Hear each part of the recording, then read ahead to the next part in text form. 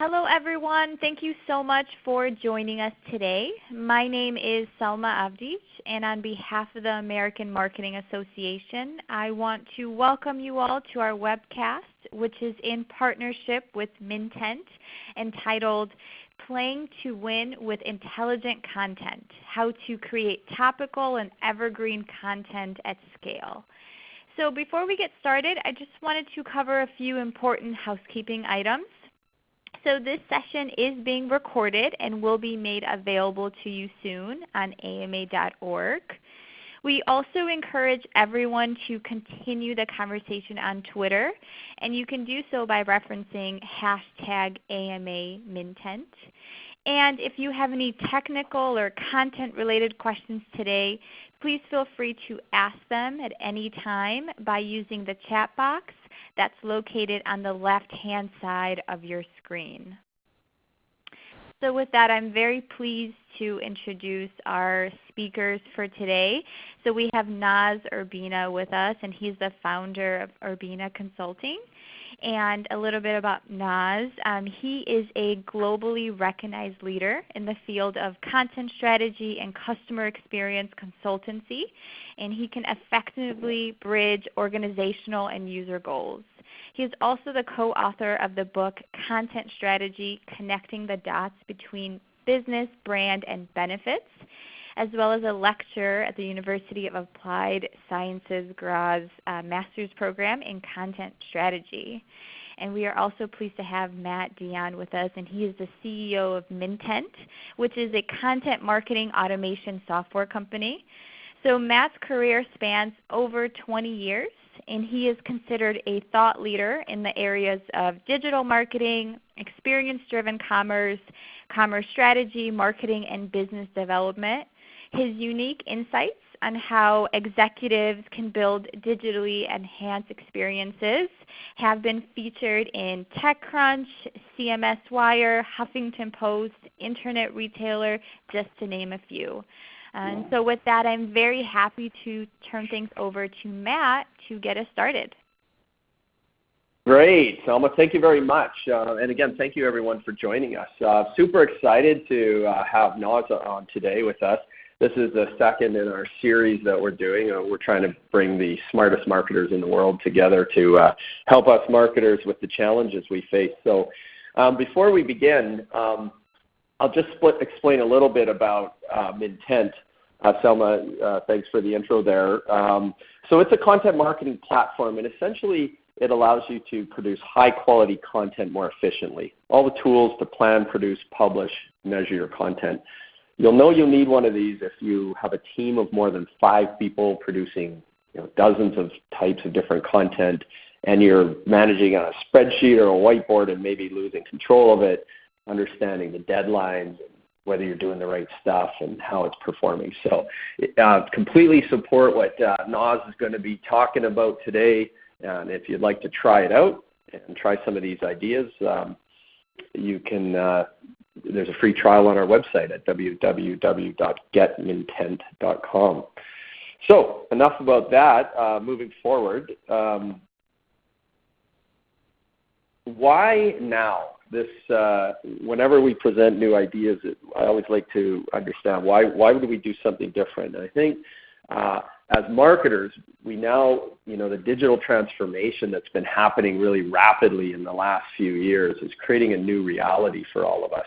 I've been in marketing 20 some odd years, and I've really seen a massive shift in the landscape. So our role is a lot bigger than it's ever been.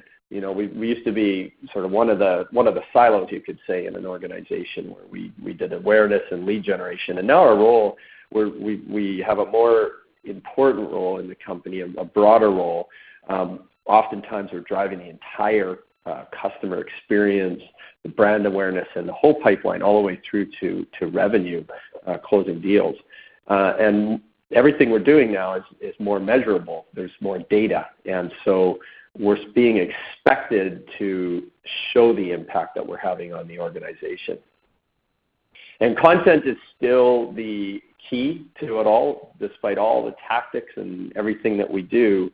If we don't have really good content that resonates with the people we're trying to communicate with, then it doesn't matter what the tactics are. And so content really is kind of the center point of all of this. And content still requires creative, intelligent human beings. And so it's very expensive, and you can see some of the statistics here. Just in the U.S. alone, $10 billion was spent producing content last year, and this year that number is going up even more. And although a lot of us as marketers think that we do a great job of content, that our content is absolutely fantastic, when you survey users, and Content Marketing Institute and Forrester, and you look at the statistics, a lot of the buyers say that the content that they're getting isn't valuable to them. So we kind of have this conundrum where we're producing lots of content, but it might not be the right content, or it might not be effective. And if we look at this next chart and think that maybe technology is the answer, certainly technology, there's some great technology out there that can help us, but this has become another major task for us, is to just figure out this landscape, figure out what's what and what we need and how to pull these pieces together. And just adopting technology on its own isn't going to be the answer. And this is complicated when Gartner puts out something like this, which is a road or a subway map. And personally, I don't find subway maps all that naturally intuitive. So when you have to take something complicated and simplify it by using a subway map, we know we're in trouble. So with Noz today, we wanted to introduce something, rather than continuing to do content the same way we've always been doing it, getting the same result, let's try thinking about it differently and challenging our approach to doing it, and maybe have a breakthrough. So with that, I'm going to turn it over and thank and welcome Noz to the webcast. Noz. Thank you very much, Matt, for that intro. A lot of that resonates very strongly with me, and I think we've going to have a good session for you here today. My focus is really helping organizations leverage all the potential they have within themselves, within their teams, within their infrastructure. Because what I often hear is that it's getting so complicated, and the tools landscape is getting so vast, and the capability that these tools have is so broad, that what's happening is they have these big empires within marketing, and they're not sure what to do with them. So my focus today is going to be on what I think is one of the core challenges within the marketing arena, and I'm going to show you some concepts and techniques that are applicable to all sorts of different applications, but I've chosen the topical versus evergreen balancing act as the example to show you how they could be applied. So my hope today is by the end of this, you'll have some ideas you get stuff done with, regardless of your tool and technology, because you'll have some strategy and some methodology to help you organize yourselves. And it's that organization and strategy that helps organizations become efficient and thrive and survive in such a complex and fast-moving landscape, as Matt was taking you through. Okay, so most marketers are familiar with the terms topical or evergreen, but just quickly to make sure we're all on the same page, topical deliverables are related to specific current events. So you are talking about Brexit, or a new technology that hits the market, or a natural disaster, whatever it happens to be, it's topical. Or it could be also recurring topical, like tax time, Christmas time, Valentine's, Thanksgiving, and so on. So the great thing about topical is that it's exciting, but the bad thing is that it goes stale fast, because you're trying to get out there for the buzz for the moment, but then after that moment is gone or no longer of interest, you're not getting the same pull and engagement. On the other end of the spectrum, we have evergreen deliverables, which are of long-term interest to your audience. So at any point, someone could need a reference about best practices or knowledge or advice. Those are also very valuable, and they can get a lot of return on investment out of them, but they're hard to balance, because you have to do the topical stuff, because you've got to be there and strike while the iron is hot. And if there's a buzz going on and you're not publishing on it, there's an issue. So this kind of balancing act between topical and evergreen needs is something that a lot of marketers today struggle with. So what I want to talk about today is how we can possibly address those by reusing some supporting information so that we can actually scale our operation by taking core information that supports both and then branching off so that we have a topical stuff and evergreen stuff coming from that background of core content that we're generating. So we're getting more ROI. So I'm going to tell you about intelligent content. And intelligent content, that's up and coming. There's an Intelligent Content Conference, which I'm a regular speaker at. And more I'm getting marketing teams asking me about intelligent content as opposed to me explaining it to them, which is, I think, is a great sign. So what intelligent content is, it is content where the content itself is a strategic business asset. So what does that mean? So a lot of the time in marketing, we are measuring ourselves and measuring our teams on did the blog post get posted on time? Was the newsletter, did the newsletter go out in time, and was it a quality newsletter? Did the brochure get out to the events? Were the flyers ready by the time we went to press? So all these kind of things. We're measuring ourselves, therefore, on the deliverables. But there's a lot of content in those deliverables that could be knowledge-based, so content marketing stuff like best practices, tips, and videos and that kind of stuff. And it can also be product information marketing content. So stuff about a product, its features, its benefits, and so on.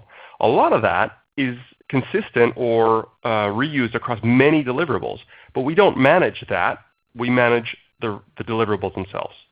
And what that happens, that means we're duplicating into all of these, and every organization has had the situation where a feature changes, a brand name changes, some price changes, an offer changes, etc. And then we have to go running around to all the deliverables and update them. So we have all these various copies of our content. With intelligent content, we semantically categorize it. So we give it meaningful names and categories, and we group it into types like features and benefits, product overviews, best practices, etc., which I'm going to take you through later in the session of how you can start to do some categorization. But once you do it, that means rather than thinking of your content only in the wrapper that you use to push it out to the market, you're thinking about it as content regardless of format. So once it is format agnostic and not newsletter content or brochure content or web page content or app content, but simply content, then it becomes much more reusable. That makes your organization able to adapt to change more, so it is more adaptable for different audiences, different needs, which we're going to take you through in a minute. And this semantic categorization stuff is adding what's called metadata to your content, which is something machines really like. So the more intelligent your content is, the better you can automatically do interesting things with it with algorithms or fancy publishing. So to take it back up to the simple level, what I'm finding in the market is that we have in the content world kind of grown up in a very loose sandbox. So when digital came out and when and marketing departments generally, our responsibility was smaller. Our expectation from the business was smaller, as Matt was telling you. And if you're in the digital space and we're talking about digital content, that kind of grew up as this weird department of functioning businesses that were making these digital nothings, which you could pack infinite into a content management system, and there was no real need to control them.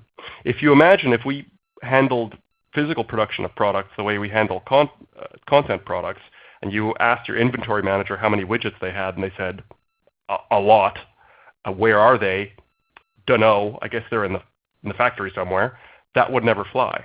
But the fact is, in our industry, we're actually only bringing rigorous inventories, regular rolling inventories, audits, and analysis in now when we've been doing marketing for centuries, and we've been doing digital marketing for decades.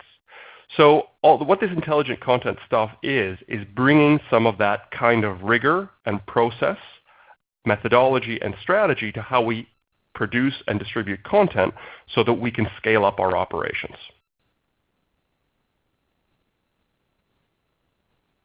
So adaptive is one of the words that were on the intelligent content slide. So adaptive content is content that is intelligent content but has some extra metadata in it that makes it specific for a certain audience, a certain situation, a certain geographic location, and so on. So rather than simply being reusable because it's format agnostic, so you can put it on a web page and you can put it in print, you could do things like have the version of a page that is the version loaded when someone is physically near one of your retail environments, or one of your factories, or one of your banks, or whatever it is you have, hospitals. So you can have geographically specific content, so the content adapts itself when someone loads it in that context. Or you could also adapt for personas, audience, or segments. So if you have an identified user who's done something which has allowed you to think, oh, well, this one's probably a buyer, or this one is an engineer, or this person is an end user, then you can also adapt based on that. The more we make our content adaptive, the more we can realistically deliver tailored, high-value content without running out of budget, resources, or time. So that's I'm actually quoting myself there. You can check out that article at your leisure. If you Google adaptive content, I'm still ranking pretty well for those keywords. So there's a few articles on there. And the point of all this is we're coming back to this rigor thing. If we make our content adaptive, then we can scale. So let's look a little bit about what that means, intelligent adaptive content. So I mentioned the idea of reuse. So the fundamental, like the backbone of intelligent adaptive content strategies is content reuse. We're trying to move to, I did my last slide there without dropping my metaphor. So we're making our content adaptive. So I've got my Lego in the back there, is because rather than being fixed in any particular form, we can take our content pieces apart, build new valuable things, therefore saving that budget, resources, and time. So the way that the reuse works is we're trying to move to this pool of content. So rather than managing blog posts, white papers, newsletters, we're managing content assets as assets that we invest in, which then can be used in scenario A, scenario B, scenario C, like Lego pieces, in different combinations. So scenario A might be a white paper, and scenario B might be a newsletter, and scenario C might be a blog post. They're not just reusing everything. They're reusing things that are appropriate for them, and then when there's commonalities, we can use the same material. Or scenario A, B, and C could be 3 different white papers, but for 3 different audiences. So however we want to do it, we're moving from a pool and reuse, moving to a pool and reuse paradigm. So that's fine, but I want to give you a little bit of understanding of what these modular components are. So at the very high level, when I say this pool of modular components, the modules have certain guidelines to them. So we want to write modular components that answer audience questions. We do a lot of customer journey mapping when we do projects, and we go in, and rather than looking at internally facing metrics and the buyer cycle that we're trying to push people down, we look at customer journeys and say, if a customer wants to accomplish this objective, how do we plug our brand into that so that that person is going to engage, and we're going to increase brand equity and engagement from that persona on their journey.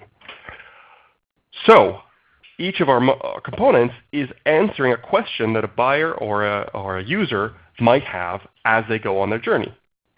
So we want to ensure that each of our components makes sense on its own without further context. So if I'm writing a piece of content and it's a reusable little piece that I can use like a Lego block in other deliverables, then it can't say things like, see to the left, or as you heard earlier, or as I will say below, any of that kind of positional language that relies on other blocks of content which are in other parts of the deliverable, they can't be there, because then once you reuse them, they don't make sense anymore. So there are strategies of how you handle that when you do have to make a reference, but basically we're trying to remove any unnecessary dependencies from the content so it's more reusable. Has to have a specific purpose. That's kind of a no-brainer, but you'd be amazed when you actually analyze marketing deliverables how much kind of fluff can end up building in there. So we really want to focus on purpose, and we tie that back to the audience questions. And one of the ways we measure purpose is being able to take a descriptive title. If you can't give something a really good, meaningful title, then there's probably something wrong with that content. And then finally, has a specific expected user response. So if the content is the user is asking questions along their journey, we're going to deliver them answers.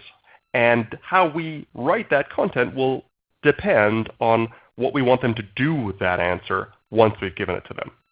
So I'm going to take you through some examples of that expected response stuff and how we use these components in practice. One example, which I use a lot lately, is from one of our pharmaceutical organizations. This is a major U.S., well, I guess they're multinational, but U.S.-based pharmaceutical company. And one of the ways that they deliver content to the market is in study reports. So if you're a doctor, essentially you are, in a way, the channel to the actual consumer. So for you to close a deal as a pharmaceutical, I need a doctor to prescribe my drugs and not other drugs, or not decide that they can't take a decision and therefore won't prescribe my drugs. So I'm delivering content out to the market to help my products sell. So what they were doing is previously they were pushing out these study reports, but they could be really long. And they found out through customer journey mapping and thinking about customer experience that customers want sometimes really quick answers. So if they're in a situation where they just, they have a patient there and they need to just check a fact, something quickly, they want to be able to look that up and say, oh yeah, okay, that is okay for patients under 20 or children, etc. So they want quick answers. Sometimes they might assign an assistant to research a bunch of topics, or they might want a little bit more background on that answer. So they want like an FAQ type of answer. So they've got the quick answer and then some more supporting information. But they also, sometimes there's another scenario where they want to do deep learning. And they do want to print off a 12-page report, take it home, read it on the train, that kind of thing. So they want all of these deliverables, but essentially it's the same content. It's just more or less detail on those same answers. So what we did is we built them a content model where you could have a quick answer, and that quick answer was the title and the short description, intro paragraph, to an overview. So you could get the quick answer, and if you got the quick answer, you could click through and get the overview if you wanted it. And these overviews, if you put several of them together and put a title and a descriptor on that, then you've got a medical letter. So they became sections of the medical letter. So there's 3 kind of levels in the content for different user needs, and each one has its different deliverables, which it then supports. But if you change one quick answer, then that updates all of the overviews that quick answer is in, and then that in turn updates all the medical letters. So anytime they change anything, there's a cascade of updates which makes sure that they're always on message, always on brand, always having the right answers going out and the right messaging going out to the market. And you can imagine in pharmaceuticals, they really take that seriously, because their accuracy in delivering medical information for their prescribers is vital to their business model. So that's reuse across deliverables. But coming back to my original theme of topical versus evergreen, you can do that across deliverables. So you can deliver deliverable A, deliverable B for one campaign or one objective or one purpose.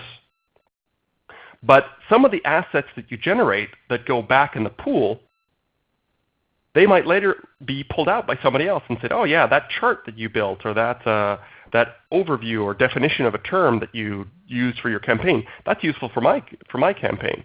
So now you've got a different campaign or a different objective. The thing is that a purpose or campaign A might be a topical campaign. So you're doing a campaign all about tax time coming up. And then purpose B might be a bunch of best practices for managing your financial portfolio. So one is an evergreen deliverable, which people can use for years, but some of those assets were generated during that topical campaign. Or vice versa. You've generated a bunch of best practices, and one of them is really relevant because tax time is coming up. So with this methodology, by having this pool, then we're able to reuse across purposes, and those purposes can be either topical purposes and evergreen purposes. So that really addresses a key need in the organization. So how do we create these modular components? Oh, I got some funniness there with my layering there. The first step in the creation process is we're determining relevance. We go through our content, and I'm telling you this because I'm assuming that most of the organizations listening to this call don't already have a pool of semantically categorized modular components.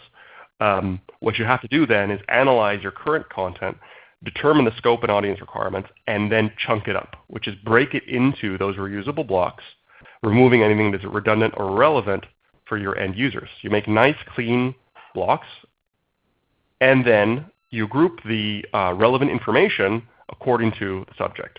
So you decide what's going to be, for example, evergreen, or what's going to be topical. You decide what is specific for different products or different markets, and you tag everything according to that. And you also tag it according to when it needs to be refreshed. So you can have governance and keep these assets up to date. Then comes labeling time. So labeling isn't the same as tagging. Labeling is kind of a fancy word for titling. And what's neat about this is, and people ask me this a lot, the titles, like if I'm making a nice newsletter piece or a blog post, I can't have a title that doesn't fit my titling scheme. Because if I'm having like all my titles are in question form in this blog post, but over there my titles are in a different form. So what you can do is you can have different titles. So each of your chunks, you can have different user titles, and then you have internal titles. So or no titles at all. So your internal titles are used for your organization. So when you look something up in the content management system, you can find it according to its internal name. So it always says definition of X or overview of product Y. And then you can pull it out. You can either use one of the titles it's already got, or you can have add an additional title for your particular deliverable. So you want to make sure that you have this ability to give things multiple titles, but keep them reused from the same source. And then finally, check your terminology, structure, and facts. So if I'm talking about something and I'm using certain terms and I tell you certain facts, and then someone else comes in and reuses that with another chunk right next to it that doesn't match, we're really not going to be aligned, and that looks really bad. So you want to make sure that you've got a really strong consistency across your assets, and that will allow them to be reusable and get you that leverage of getting more and more ROI out of them over time. So this takes me to what do I call these? Like, what are these assets? I keep talking about chunks and modules, and so we got the idea that we have these reusable things. But what we found is organizations need a bit more guidance, because what you don't want to do is have a bunch of things called block or chunk or section, because that really doesn't help you find or filter or reuse these things effectively. So we have basic information types, which are fundamental classifications of content that work across all projects. When I mentioned semantic categorization, so we categorize things. One of the ways we categorize is based on its information type. And this gives us a kind of a meta model, a super model, which can be the basis then for our business or our application to build specific content models. So I use a metaphor of in-flight briefing. So I hope maybe everybody's been on a plane, I hope. But basically the stewardess gets up and it tells you lots of stuff about the flight. And when we're creating content, we have different types of content. Our first type of content is reference content. That is content that you're just stating facts, such as we will be flying at an altitude of 35,000 feet. So it's a statement of raw reference information which you can receive. Principal information is not just stating a fact. That's information that I want you to comply with. I want you to change your behavior after you've heard this. So a principle would be something like always put on your oxygen mask before assisting other passengers. Task information, most people know what a task is. That's a series of steps that leads you to achieving some objective. So to open the emergency exit, look out the window, pull the lever, push out the exit door. So several steps and then something happens. We open the emergency exit. Process is like a task, and sometimes people confuse them. But the difference is, a task is I'm telling you how to do something, and I'm speaking directly to you as a user. Process is I'm describing from a third-party perspective how something works. So I could give you a task for how to use an automatic teller machine, and I could say, walk up to the machine, put in your card, put in your PIN code, or I could describe the process to you, and I could say, a card holder walks up to the machine, they put in their card, the machine asks them for a PIN code, the user puts in the PIN code. So I'm not telling you to do anything, but now you understand how that process works. And that's actually a valuable distinction of when you're telling and when you're describing. Another really useful one is concept. On the right side of the plane, you can see a great example of a cumulonimbus cloud. So concepts are different than reference information. So I can tell you that this flight is flying at 35,000 feet, or this plane is an Airbus 320 and holds 50 passengers. But if I'm talking about the concepts, I'm talking about general categories. So there are no specific reference facts. So I'll be saying planes can carry many passengers, or they tend to fly passenger flights at around 30 to 40,000 feet. So I can give you characteristics, but I can't give you specific facts. And that's also very important. So if you're talking about the definition of things, sometimes you're talking like the definition of what is Brexit, or what is what is a actually Brexit's a bad example. So what is a secession from a state, or what are ATMs? What are automatic teller machines? I can tell you those generally, or I can tell you about what I sell, or a specific fact in time. And so we want to separate the specific reference information from that conceptual general stuff.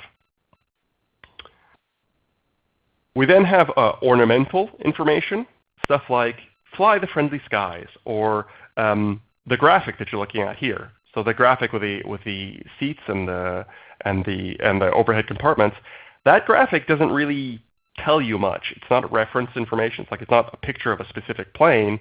It's just kind of an ornament there to help you remember this. So you remember when I explained this, I explained the in-flight briefing. So ornamental stuff is also slogan-y type content. It even has a certain sound to it. When you read ornamental content, it's not any of the other types. It's just kind of decoration to make that emotional engagement. And then finally, the one that ties them all together is narrative. So flying has been our passion since we started the company. Let us fly you your next travel experience. So again, emotional engagement, you're speaking directly with the audience. And what you can do with narrative is you can tell stories, and then in the middle of your story, drop in a fact or a principle, or tell someone about a concept. So narrative can be used to bring all the others together into actual deliverables which tell a nice story. But then the facts and tasks and processes and principles within that are all reusable. So each of these, as I said, has that expected user response. So I was kind of going through them a little bit through the explanation, but I've got you here a reference table. So you can look up what the definitions of each of these terms actually is. References, simply you want them to simply know the facts as conveyed. Concepts to learn about and understand new ideas or categories of things that they may not know about. Principles change users' behaviors. Processes understand how actors in a system interact. Tasks, I think you know what tasks are. You can follow a series of commands. And the narrative engages with a story being told or the speaker telling it. And that gives the context to the other content. And then finally, ornamental, to make an emotional association. That helps them better retain the surrounding content in memory. So when we're thinking about user journeys and saying, okay, well, they tend to have this kind of question. So when you're researching a mortgage, at this point, you tend to look at your different banks and say, which is the best mortgage supplier for me? And we can hit them with different stuff. So reference information about our mortgage, concepts about what types of mortgage there are, best practices in principle form, and so on. So in actual marketing, I've got an example of each. So reference stuff, you've got your survey results, your statistics, your statements of facts about the world, and you're conveying them to your users because they're valuable to them, and that increases your brand equity. Quotes are also reference information. So basically, a person said something, and you're just stating the fact that they said it. What's really important about quotes is they're a really important thing to manage, and you want to manage them with metadata. So I've got a quote here. This comes from a financial services software package, and it's from Rick Turner, and it's got when it was published, who's who, what Rick Turner does, the volume number, and the dates. So a good quote is really reusable. However, if they can tend to get stale. So you want to keep that date in there, not as just part of the quote text, but as metadata. So I can look at my system and say, hey, this quote is now 5 years old, but it's a really good quote. So I'm still going to use it, but I'm just going to turn off the date. So I'm no longer going to publish the date whenever I use this quote. So you can be sneaky about, I'm going to manage my components, and then I'm going to be selective about how I publish the different bits of them, depending on, is this a topical item, is it an evergreen item, how old is this, and so on and so on. Best practices, really common in content marketing. So tips, best practices, all that kind of advice kind of stuff, those are all principles. So the user is essentially asking the question, what should I or must I do or not do? So what should I know not to do when moving house or buying a mortgage or getting a new car? So all that stuff is principle information where you're trying to guide the user in a certain direction. Processes, they're kind of required for your users to understand things. So this is a Barclays Safe document process, Barclays Bank, and it's telling you about a product they have and how it works. So they have these kind of sealable wallets where they can safely store your documents. So the customer calls the Barclays Safe access line, the Barclays Safe colleague sends the wallet, et cetera, et cetera. So you've got the different actors in the system and how the whole process works in stages. And this is often very useful. In the content marketing space, we often use processes in things like case studies. So they want to know how did the new system work, or what was the new process that the company adopted, and what were the benefits. So the benefits are reference information, because you're just stating what happened, but you want to nicely describe, this is what happened, this is the people who did what, and if you break that out in a clear way, it's very useful. Here I've got a process, and it's a case study about real-time marketing, and what they've done is they've plopped the process as the second half and the first sentence of 2 other paragraphs. So I've got some intro stuff, then I have the process described where upon making a reservation, a guest receives a confirmation, etc. But this is not then very reusable. So if I wanted to describe this process in another place, I wouldn't be able to take the process out and reuse it. And also, if I'm a reader and I'm skimming this and I really want to say, I just want to find out how did it work, then there's no title on it and there's no white space around it. So it doesn't make it as skimmable and digestible for me as a reader to jump in, get what I want out of this content as efficiently as possible. So we don't want to do this. We want to break it out into its own chunk and give it a nice clean label.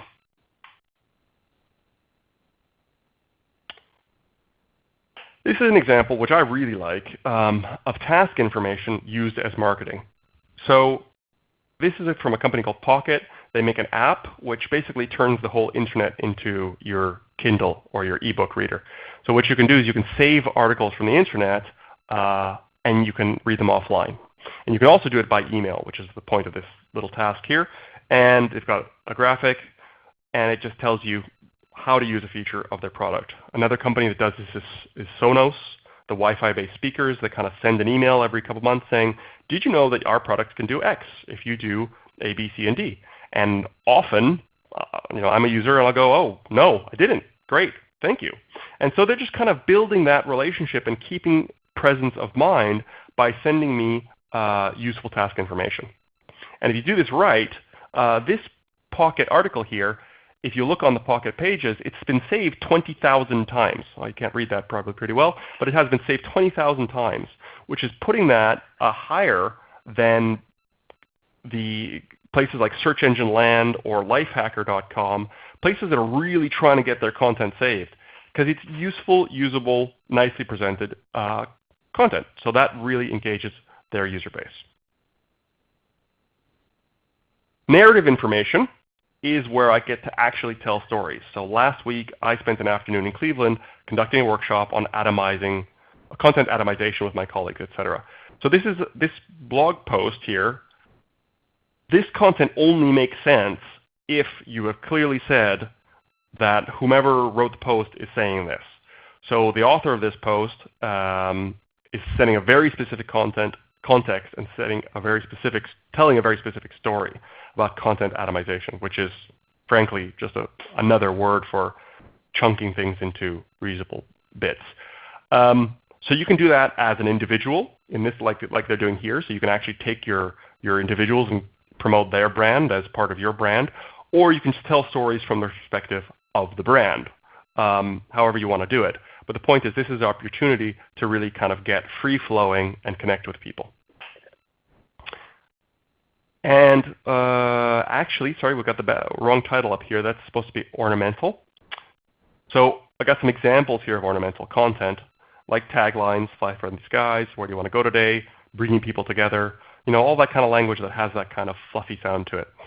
And then also the visuals and non-interface iconography. So I've got this set of gears here next to expertise on my website, or this woman with a hat over a bank account, or the omni-channel idea being represented by this many channels of water flowing down the river. Those are all ornamental.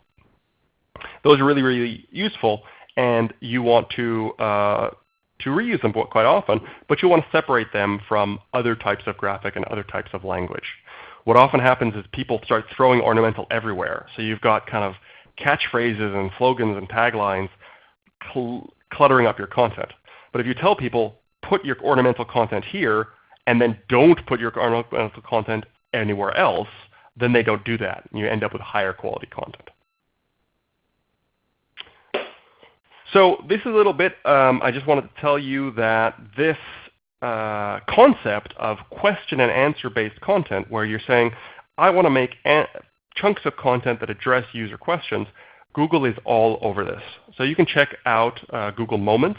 This is a particular post they did about the 4 top micro moments for marketers.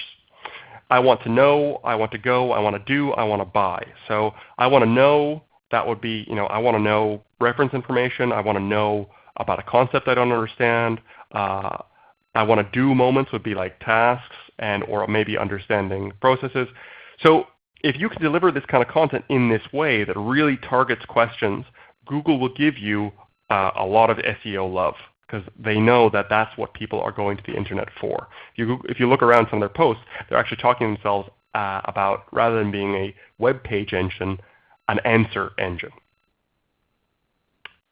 Okay.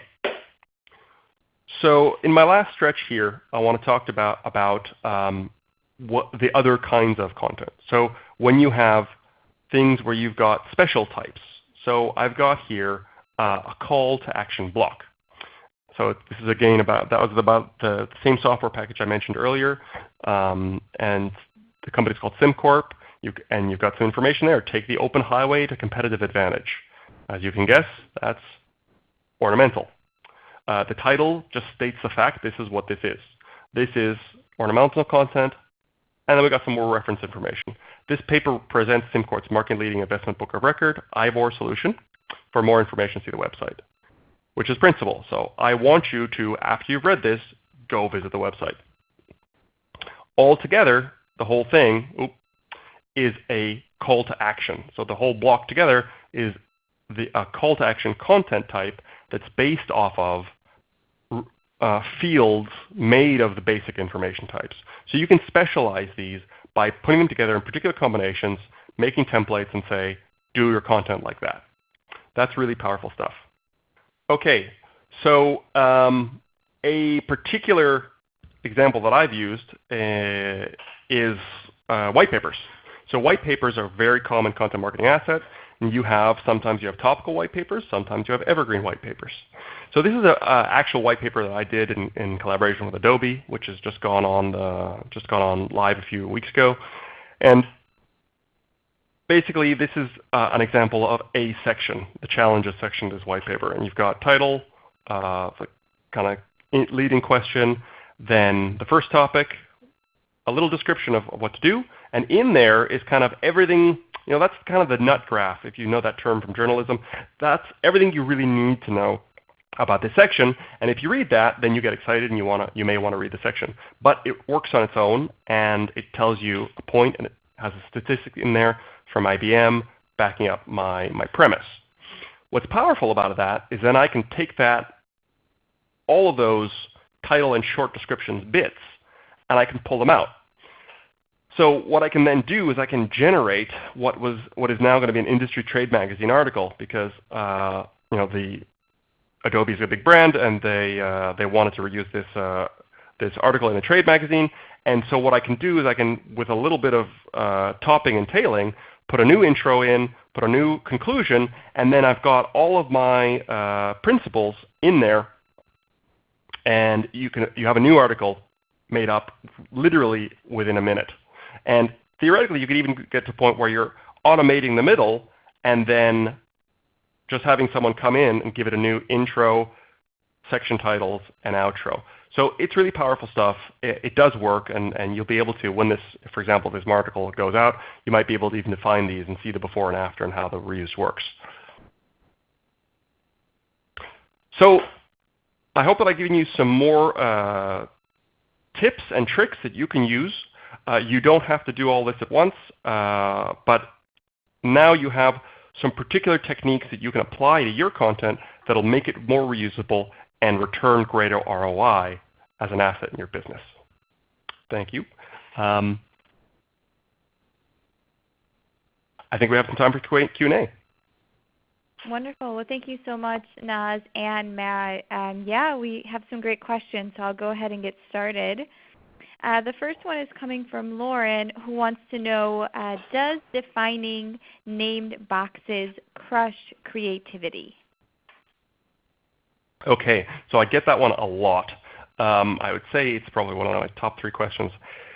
So not really, because we tend to naturally think in blocks. We think of content having titles, short bits, lists, sections.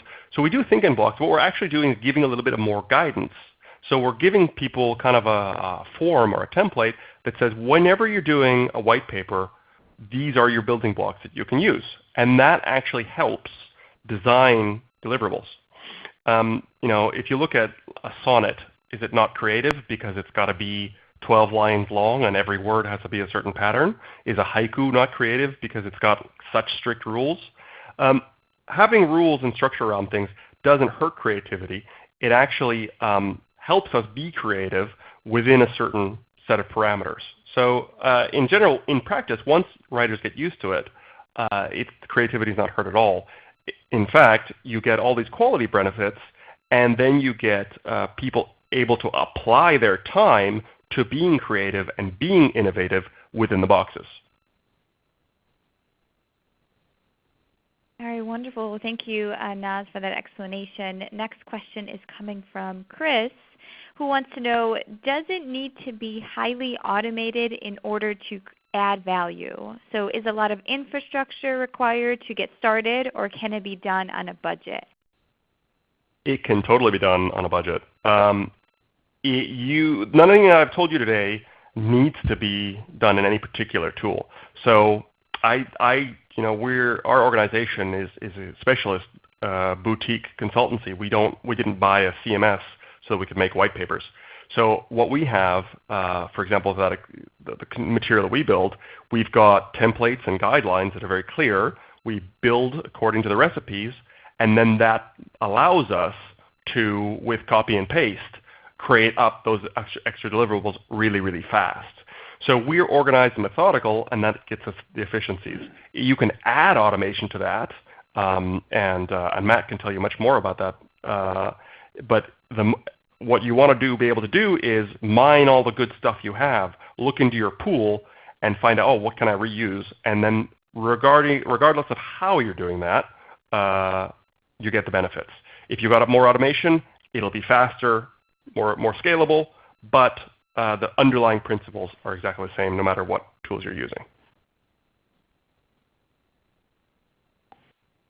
All right, that sounds fantastic. We only have a couple of minutes left, so thank you to everyone for submitting these questions. This one is coming from Clara, and she wants to know if you need to do this across all channels, so all content assets. How do you get started with what looks like such an enormous initiative? Okay, so you start small and then you grow it out. So most of the time, when we're doing an omni-channel strategy, we're starting with a couple of channels. So omni-channel versus multi-channel. Multi-channel is you're just format agnostics. You're able to publish your content to the web and to downloadable PDFs and to your print channels, all from the same source information. Omni-channel is where all of those channels are actually helping each other out. So a user going on a journey across various touch points is being taken, is having a consistent and coherent experience across all those channels. But it doesn't have to be all the channels in the world, and it doesn't even have to be all the channels that you work on. You can just take a choice and say, all right, we're going to focus on these 3 channels and make sure that everyone using these channels has good handovers and a good experience across them. But then you can expand that out as you go. So start small, focus, maybe take 1 or 2, like 2 or 3 channels, make sure they're working nicely together, and then build it out from there. All right, great. Thank you for that advice, Noz. We have an audience member that is curious about how this works with the agency model. Okay, so agencies, yeah. So depending on your relationship with your agency, usually there's an agency brief. So what this involves is giving them a clearer brief and saying, this is how we want you to chunk up what you give us. Make sure that when you build sections, each of the sections has one of these types. So if you're working with an agency, it might be harder to get really specialized, like do specialized types. But you just give them kind of the 7 basic ones and say, when you're doing facts, just do facts. Don't stick narrative in there, and don't kind of do things that make those facts unreusable. And those guidelines are simple enough, and you can get them into a brief. If you're really having trouble with that, you can also do this in post. So you get the content from an agency, and then you analyze it and chunk it up and put it in the pool, and then you reuse it. So it depends on how you work with your agency and what that process is, but it can fit into the agency model with a little bit of communication. Okay, great. And Noz, how does social factor into this? Okay, so social is not one big thing. So this doesn't really affect the totality of what is social. However, what it can do is, as we're saying, it can be a source of content. So social teams can mine the pool and say, all right, well, listen, there's a great task in here. I'm going to pop that out on social media, and then people will know how to use this feature, or that we can do this, or then they'll know the definition of a term that they want, that is a popular question that we get. So it will allow, it will give social something to talk about. And they might be able to reuse pieces of it more or less directly, but then they might want to just do their social piece and then point to them online. So that's, it has some benefit, definite benefit for social, but it doesn't cover your whole social area. All right, great. And I think we have time for just one more question. How does chunking and reusing affect SEO ranking? Oh, it's so good. So there is the duplication thing. So you don't want to be reusing like the same thing on many times and making these kind of stuffed pages. Any SEO will tell you not to do that. However, if you take what is a newsletter right now or a white paper, for example, right now you put it up, it's got one landing page, and then all of the other good content in there is just on a PDF. But if you freed up that content and you have the different chunks in there exposed as their own pages, that means that anyone searching for those questions or going directly to that bit of content will be adding traffic to your site. So you'll be having going from one landing page, which generally talks about an area and is trying to be optimized, to now what could be 20 pages that all answer different questions all around the same topic. Google and SEO love that because then you become an authority for a whole subject. You've got many people doing inbound links to these individual chunks. And it gives you multiple bites of the cherry because you could be the top ranking item or the second ranking thing, and then you can place multiple times on the search engine results because other chunks from that same topic, from that same deliverable, are showing up as their own URLs. Really useful. All right, that's fantastic. Well, that is all the time that we have for today, but feel free to connect with Matt or Noz and Noz if you have any follow-up questions or need any further clarification. Their contact information is on the screen. We also just want to remind you that you can view an archive of this webcast by visiting ama.org/webcast. It will be available later on this afternoon. And please also take a moment to complete our post-webcast survey. We would really like to hear your thoughts and appreciate any feedback you have. I also want to thank ReadyTalk for providing us with our web conferencing platform for today's webcast. And I especially want to thank Noz and Matt for taking the time to share their insights with us. And of course, thank you to our audience. And I wish everyone a great rest of your day. Thank you so much again.